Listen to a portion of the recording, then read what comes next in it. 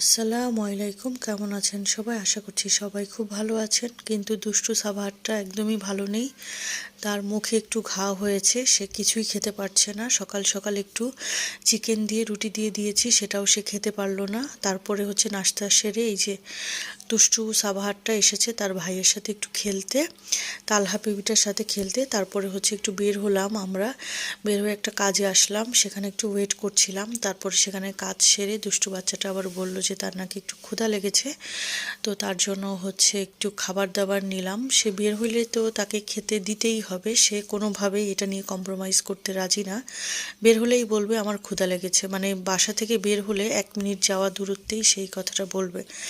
এরপরে দুপুরে খেতে বসে গেলাম। এখানে রুই মাছের তেল ঝোল ছিল, সাথে ডিম ভাজা, সাথে ছিল ফুলকপি, সিম, আর রুই মাছ দিয়ে একটা আইটেম। তারপরে ছিল লাউ শাক বা কুমড়া শাক দিয়ে রুই মাছের মাথা দিয়ে রান্না করা।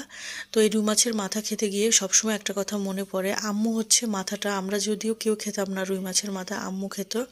তো রুই মাছের মাথার কাটাকুটাগুলো সে খেয়ে ভেতরের মগজটা সবসময় আমাকে ডাক দিয়ে দিত যে এটা খাও। মারা এরকমই হয়, সব ভালো জিনিস বাচ্চাদেরকে দেয়। এরপরে সন্ধ্যায় এটা চিড়া ভাজা করেছিল আম্মু। এটা কিভাবে করেছিল আমিও শিখলাম সেদিন নতুন করে। এরপরে চা খেয়ে নিলাম। রাতে জম্পেশ আয়োজন ছিল, পোলাও ছিল, তারপরে সাথে ছিল ইলিশ মাছ ভাজা, তারপরে রোস্ট ছিল, গরু মাংস ছিল। তো ইলিশ মাছ ভাজা দিয়ে পোলাও খেতে আমার সবচেয়ে পছন্দ, মানে এটা আমি সবচেয়ে বেশি পছন্দ করি। তারপরে কাবাব থাকলেও সেটাও পছন্দ করি শুকনা শুকনা খেতে।